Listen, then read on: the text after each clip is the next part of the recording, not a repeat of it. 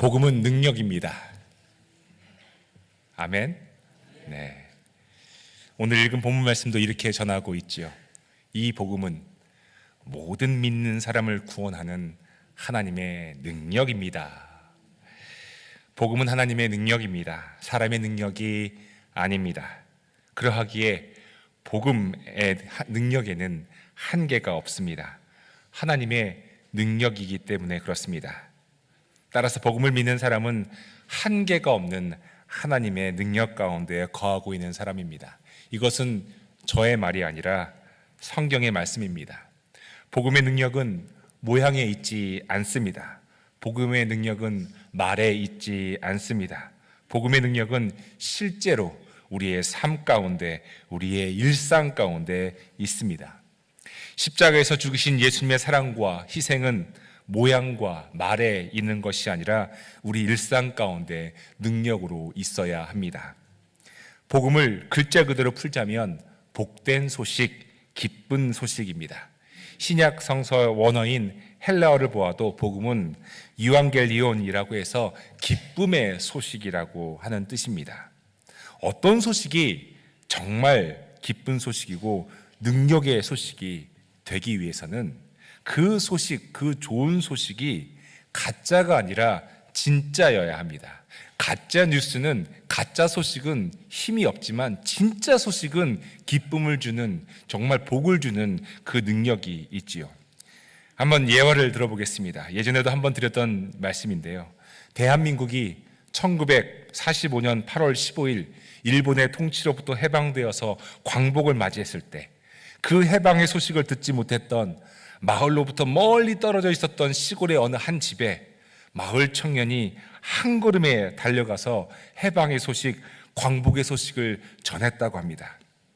그런데 그 집 사람들이 그 청년의 말을 믿지 않았습니다. 믿지 않았기 때문에 그 청년이 가지고 온 소식이 기쁨이 될 수가 없었습니다. 그 청년이 가지고 온 소식은 아무런 능력이 될 수가 없었습니다. 믿지 않았으니까요. 그런데 그 소식은 사실이었고 진짜였습니다. 결국 그 소식이 대한민국이 해방되었다, 광복을 맞이했다라고 하는 그 소식이 사실이라는 것을 알게 된 순간 소식은 헛소리가 아니라 진짜 기쁨의 소식이 되었던 것이지요. 오늘은 복음의 능력에 대한 말씀을 나누고자 합니다. 우리가 들은 복음이 우리에게 정말 능력으로 증거되고 있는지 말입니다. 그리고 복음이, 예수 그리스도의 그 복음의 능력이 우리의 일상에서 어떻게 적용되고 실천될 수 있는지에 대해서도 말씀을 나누고자 합니다. 간절히 바라기는 기쁨의 소식, 복된 소식이 우리의 머리에만 머무르는 복음, 교회에만 선포되는 복음이 아니라 우리의 일상에서 드러나는 복음이 되기를 간절히 바랍니다. 또한 복음의 능력이 오늘 말씀을 통해 우리 모두에게 정말 충만히 임하기를 간절히 소망합니다. 아멘. 사랑하는 교회 여러분, 우리가 교회를 다니고 있는데, 우리가 예수를 믿고 있는데, 우리가 신앙생활을 하고 있는데, 그런데 만약 우리가 복음을 믿는다고 하면서, 그래서 예수를 믿는다고 하면서 교회를 다닌다고 하면서도 복음의 능력이 없는 삶을 산다면 어떻게 우리가 복음을 믿는다고, 어떻게 우리가 예수를 믿는다고 말할 수 있겠습니까? 복음을 믿는다고 하면서도 만약에 능력이 없는 삶을 산다면 어떻게 우리가 믿는 복음이 진짜라고 말을 할 수 있겠습니까? 복음이 진짜인 이유는, 그리고 우리가 복음을 믿는다고 말할 수 있는 이유는 복음의 능력이 우리의 삶에서 드러나기 때문입니다. 복음의 능력이 우리의 일상에서 드러날 때 사람들은 알게 될 것입니다. 우리가 믿는 복음이 진짜라는 것을요. 예수 믿는 사람들은 뭔가 달라. 교회 다니는 사람들은 정말 다른 점이 있어. 라는 말이 부정적인 의미로 쓰이는 말이 아니라 우리의 삶의 복음의 능력 때문에 나오는 말이라면 그것은 복음이 우리의 일상을 통해서 능력으로 나타나고 있다는 증거이지요. 그런데 정말 그런 일이 우리 일상 가운데 일어나고 있습니까?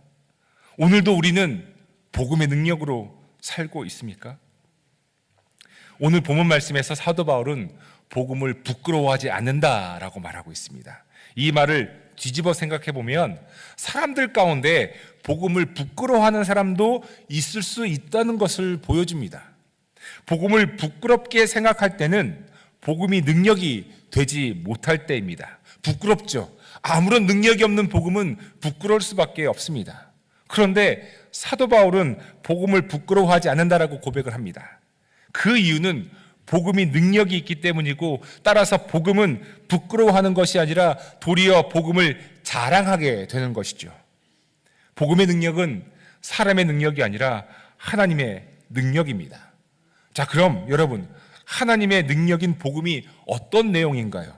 오늘 읽은 본문 말씀 다시 한번 보시겠습니다. 나는 복음을 부끄러워하지 않습니다. 이 복음은 유대 사람을 비롯하여 그리스 사람에게 이르기까지, 그 다음에 모든 있죠. 거기부터 우리 함께 읽읍시다. 시작.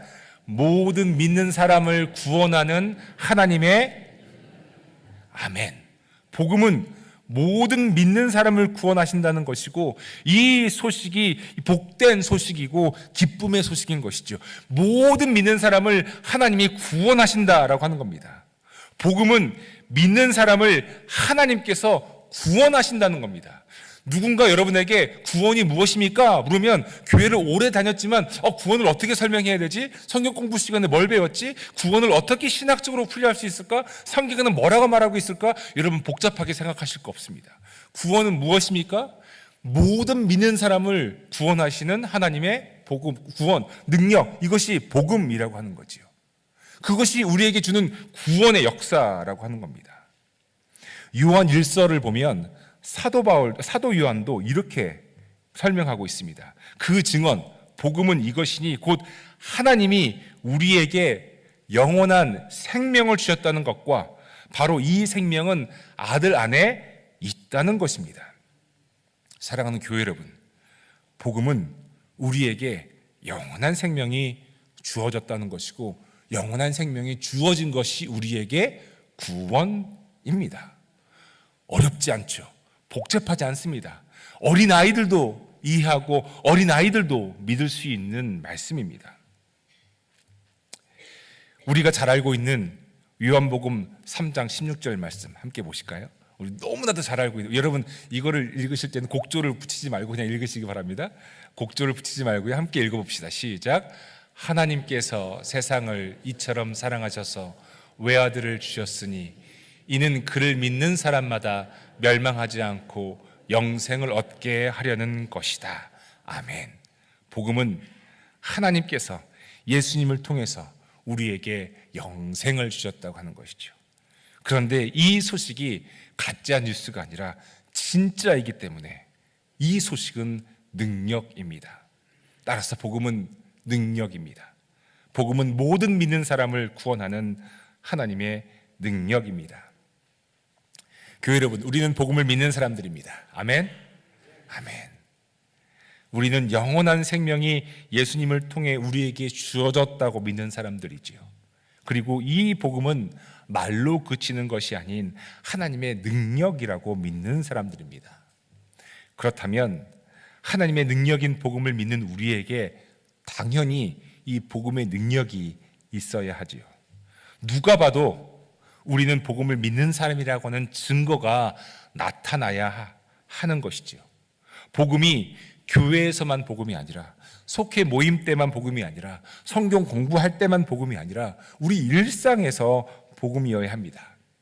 세상에서, 사회에서 나는 교회 다닙니다, 나는 크리스천입니다 라고 말하기 전에 사람들이 먼저 나를 교회 다니는 사람, 나를 예수 믿는 사람으로 알아차려야 하는 것은 당연해야 합니다. 만약 사람들이 우리가 교회 다니는 것을 전혀 알아차리지 못한다면 그것은 어딘가 잘못된 것이죠. 10년, 20년을 같이 직장생활을 했었어도 내가 교회 다니는 사람인 줄을 우리 동료가 몰랐다라고 하는 것은 뭔가 좀 잘못된 것 아닙니까? 말하기 전에 뭔가 알아차려야 되는 것이 있어야 되지요. 그런데 사람들이 우리를 예수 믿는 사람들이라고 알아차릴 때에도 좋게 알아차려야지 조금 민망하게 알아차리면 좀 곤란합니다. 제가 예전에 머리를 깎으러 가던 미용실이 있었습니다. 뭐 요즘도 가면 되지만 왠지 잘 안 가게 됩니다. 왜 그런지 아시나요? 우선 가서 기다리면서 앉아 있으면 그곳에 모인 아주머니들이 대부분 단골인지라 서로 친하게 막 이렇게 말을 합니다. 그런데 그분들이 하는 말을 들으니 교회 다니는 사람인 줄 바로 알겠더라고요. 무슨 말을 하기 때문에 그럴까요? 복음의 감격의 이야기, 은혜 받은 이야기, 회개한 이야기 등을 하면 좋겠지만, 물론 그런 말들도 하리라 믿습니다만, 제가 들은 이야기는 대부분 교회 비판하는 이야기, 어느 권사님이, 어느 집사님이, 어느 장로님이 이렇게 하더라 등등, 교회는 어떻고 목사는 어떻고 등등 이야기하면서 서로 부를 때 집사님, 권사님 이렇게 부르면서 그런 이야기들을 하시는 겁니다. 바로 알겠더라고요. 아, 교회 다니시는 분들이구나. 그런데 그렇게 이야기하시는 분들 중에 우리 교회 다니시는 분은 한 분도 없었습니다. 어찌나 다행이고 감사한지요. 우리가 예수 믿는다고 하는 것이 그런 방식으로 알려지는 것은 바람직하지 않지요. 그럼 어떻게 우리가 예수 믿는다라고 하는 것이 알려져야 될까요? 능력으로 알려져야 되죠. 능력이요. 말이 아니라 능력이죠. 가십이 아니라 복음의 능력으로 우리가 예수 믿는 사람이라는 것이 알려져야 하죠. 사랑하는 교회 여러분, 우리는 교회에서만 크리스찬이 아니라 우리의 일상에서 크리스찬이어야 합니다. 우리가 예수님을 믿는 사람이라는 정체성이 우리의 일상에서 나타나야 한다는 말씀이죠. 자녀와의 관계에서 내가 예수 믿는 사람이라는 게 나타나야 하고, 형제 자매들과의 관계 속에서 내가 복음을 믿는 사람이라고 하는 것이 나타나야 합니다. 교회에서 교우분들과의 사이에서 그것이 드러나야 하고, 우리의 이웃들과의 관계에서 나타나야 합니다. 복음의 능력으로 우리의 정체성이 드러나야 하지요. 교회에서는 복음의 능력으로 사는 것처럼 보이는 목사인데, 교회에서는 복음의 능력으로 사는 것처럼 보이는 장로인데, 권사인데, 집사인데, 집에 오면 복음의 능력으로 사는 것이 아니라 세상 사람들과 똑같은 방식으로 산다면 어떻겠습니까? 일상에서 복음을 따르는 것이 아니라 일상에서는 세상을 따르고 교회에서만 복음을 믿는 이중적 삶을 사는 것 아닐까요?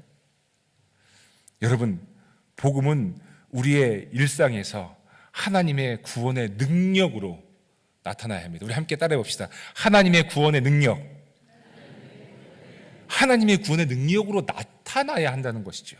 하나님의 구원의 능력은 복잡하거나 어렵지 않습니다. 아주 쉽고 간단합니다. 어린아이들도 다 알 수 있습니다.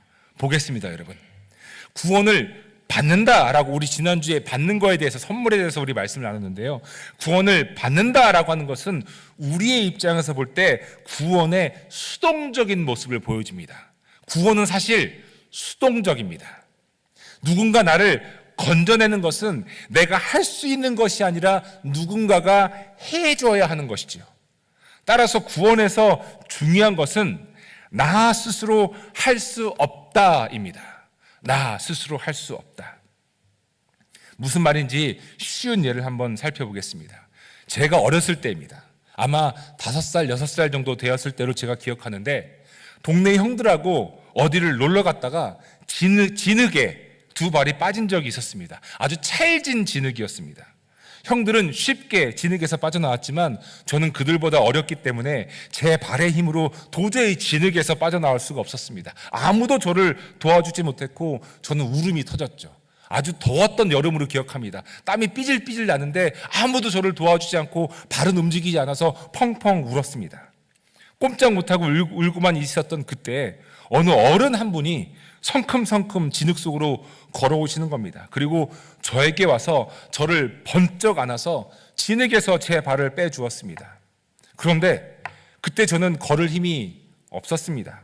다리에 힘이 빠져서 부들부들 떠는 것을 보시더니 그분이 저를 다시 번쩍 들어 올리고선 그 앞에 있는 구멍가게 앞에 놓여있는 조그만 플라스틱 의자 위에 저를 앉혔습니다.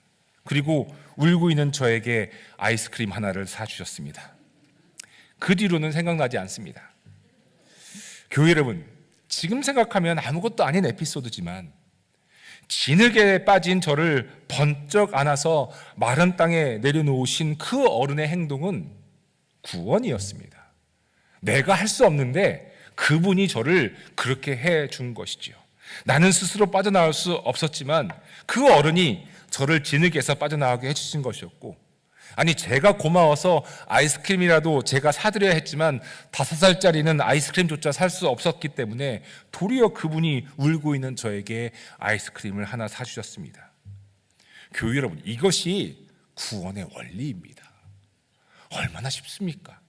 구원의 원리지요. 아주 쉽죠. 내가 할 수 있는 게 아니지요.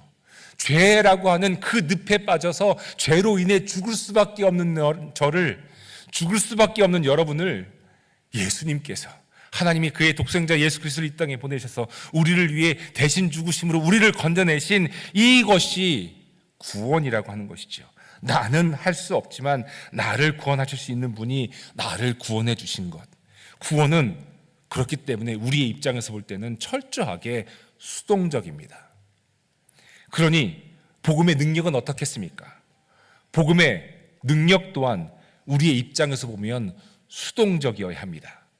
우리의 삶에서 복음의 능력이 수동적으로 드러나야 한다는 말씀입니다.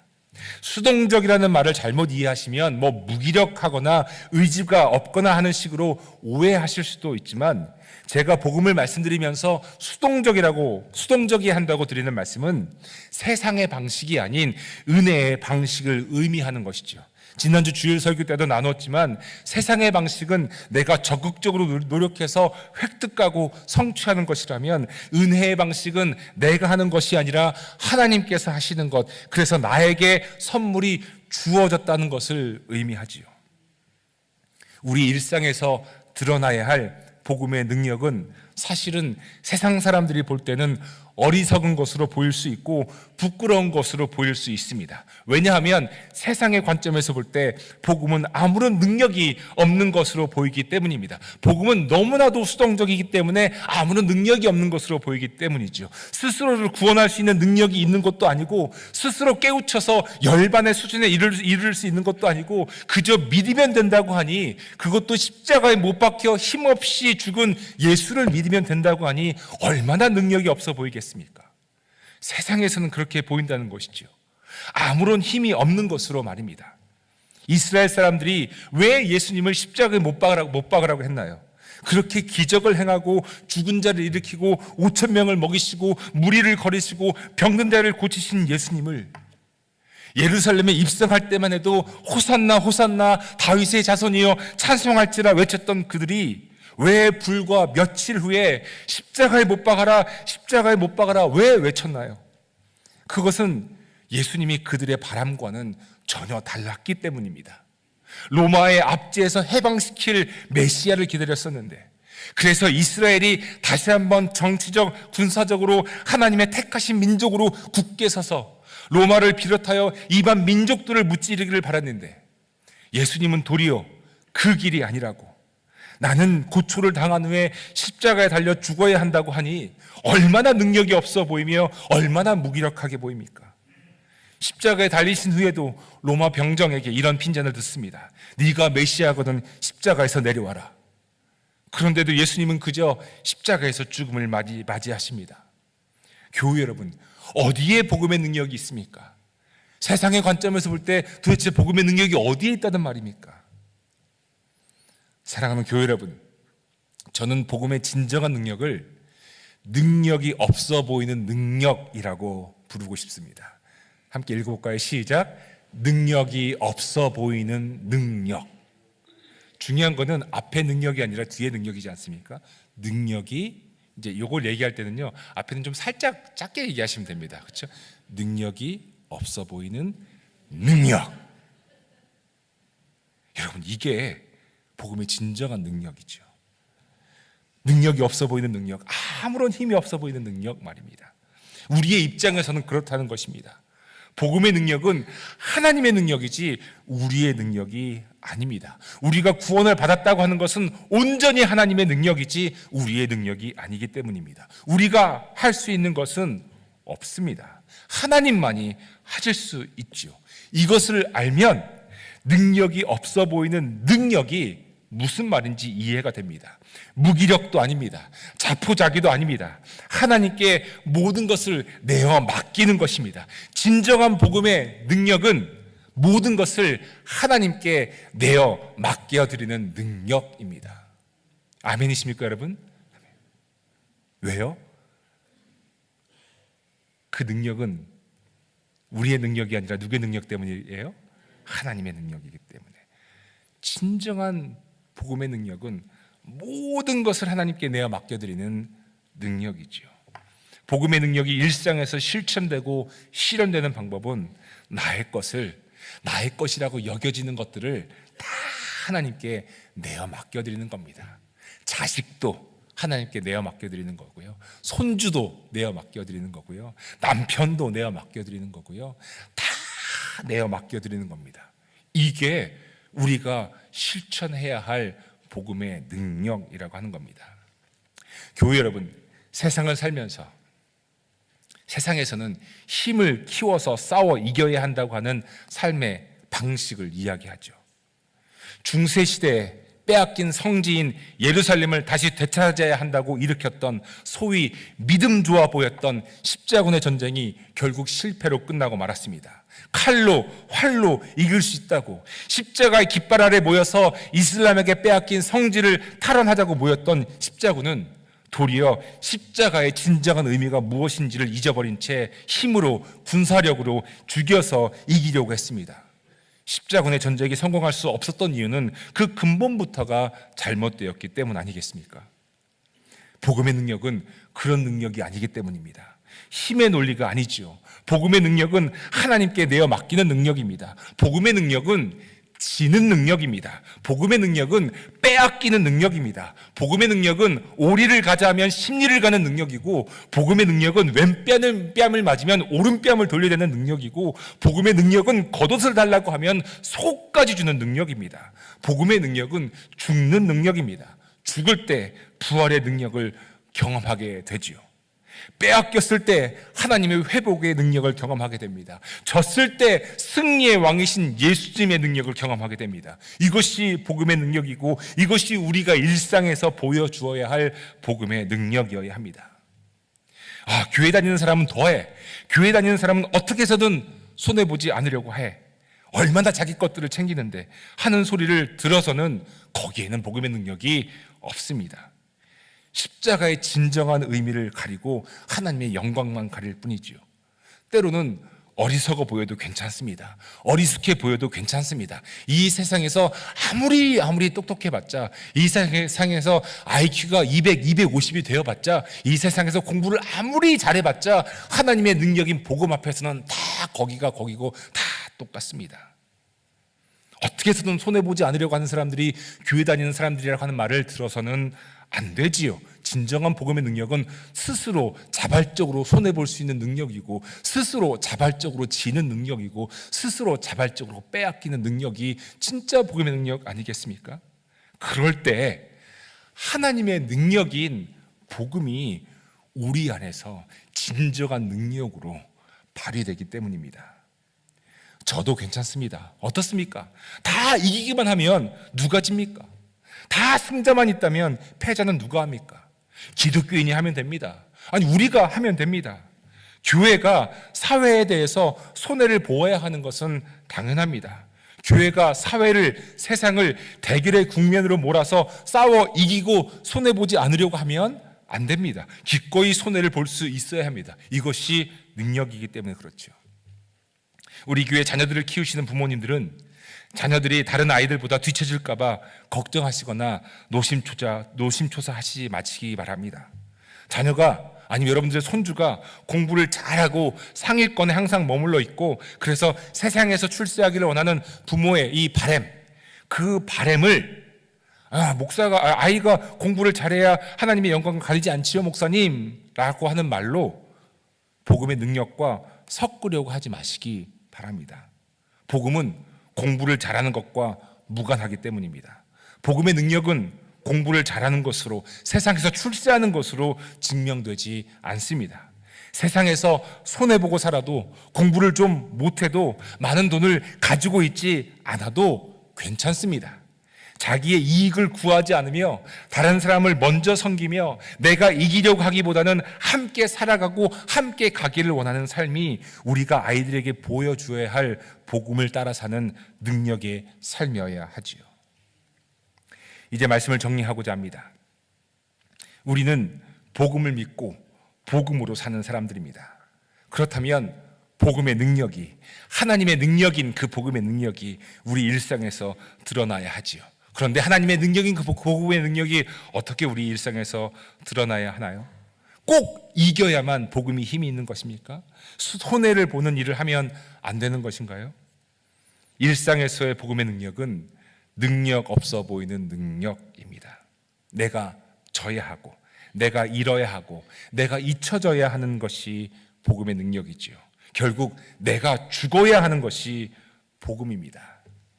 여러분, 우리의 관계적인 측면에서 우리 가족들 가운데도 여러분 그런 고백하지 않습니까? 아유, 내가 죽었어야 되는데, 내가 죽었어야 되는데, 또 못 죽고 또 못 죽고. 여러분, 내가 질 때 정말 예수님의 승리의 능력이 우리 삶 가운데 있고요, 내가 잃어버렸을 때 다시 되찾아지는 기쁨이 우리에게 있고요, 내가 잊혀졌을 때 하늘의 생명책에 기억되는 그 은혜가 있고요, 내가 죽을 때 부활의 능력을 우리는 경험하게 됩니다. 그렇기 때문에 구원은 내가 하는 것이 아니라 우리를 구원하시는 하나님의 능력이 되는 것이고, 그렇기 때문에 구원은 수동적이지요. 그 수동적인 능력을 우리가 경험하기 위해선 내가 모든 것을 다 하나님께 내려드려야 합니다. 지는 능력, 잃는 능력, 잊혀지는 능력, 그리고 죽는 능력이 날마다 우리의 일상에서 복음의 능력으로 나타나기를 바랍니다. 아멘. 그럴 때, 여러분, 그럴 때, 질 때, 잃을 때, 잊혀질 때, 죽을 때 우리를 구원하시는 하나님의 능력이 우리에게 임할 줄 믿습니다. 아멘. 그러한 인생을 사는 저 여러분 되기를 간절히 바라며 주님의 이름으로 축복해 드립니다.